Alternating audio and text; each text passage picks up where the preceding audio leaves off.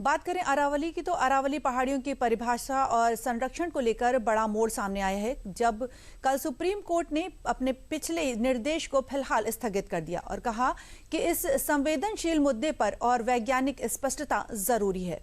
नई high power विशेषज्ञ समिति का गठन किए जाने पर विचार किया गया है और तब तक पुरानी सिफारिशें स्थगित रहेंगी। वहीं सरकार ने फैसले का स्वागत किया और कहा कि अरावली संरक्षण के प्रति उनकी प्रतिबद्धता पहले भी थी और आज भी बरकरार है और खनन पूर्ण तरीके से प्रतिबंध जारी रहेगा।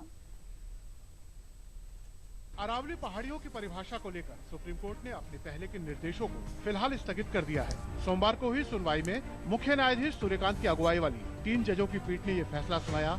शीर्ष अदालत ने कहा कि कुछ मुद्दे ऐसे हैं जिन पर स्पष्टीकरण की आवश्यकता होगी। अदालत ने केंद्र सरकार और अन्य को नोटिस जारी कर मामले की आगे की सुनवाई के लिए 21 जनवरी को सूचीबद्ध किया।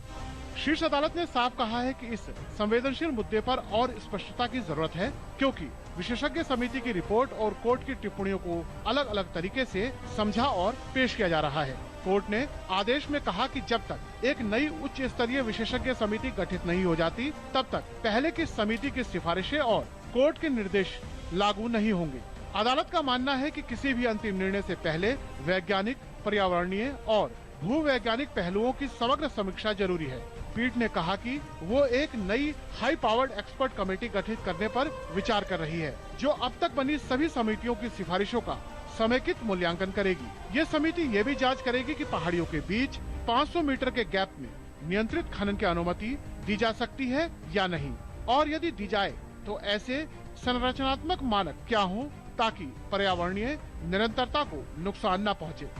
सुप्रीम कोर्ट ने यह भी जिक्र किया कि 100 मीटर ऊंचाई की सीमा को अरावली की पहचान का आधार मानना वैज्ञानिक रूप से कितना सही है, इसकी गहराई से जांच होनी चाहिए। इसके लिए विस्तृत भूवैज्ञानिक अध्ययन की जरूरत बताई गई।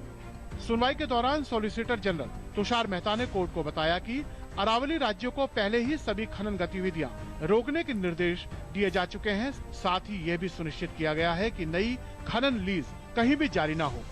केंद्रीय पर्यावरण मंत्री भूपेंद्र यादव ने उच्चतम न्यायालय द्वारा अरावली पहाड़ियों और पर्वत श्रृंखलाओं की एक समान परिभाषा को स्वीकार करने वाले अपने पुराने फैसले पर रोक लगाने का सोमवार को स्वागत किया और कहा कि सरकार इसके संरक्षण और बहाली के लिए प्रतिबद्ध है। भूपेंद्र यादव ने एक्स पर एक पोस्ट में कहा, मैं उच्चतम न्यायालय द्वारा अरावली पर्वतमाला से संबंधित अपने फैसले पर रोक लगाने और मुद्दों का अध्ययन करने के लिए एक नई समिति के गठन के संबंध में उसके निर्देशों का स्वागत करता हूं। हम अरावली पर्वतमाला के संरक्षण और बहाली में MOE FCC से मांगी गई हर संभव सहायता प्रदान करने के लिए प्रतिबद्ध हैं।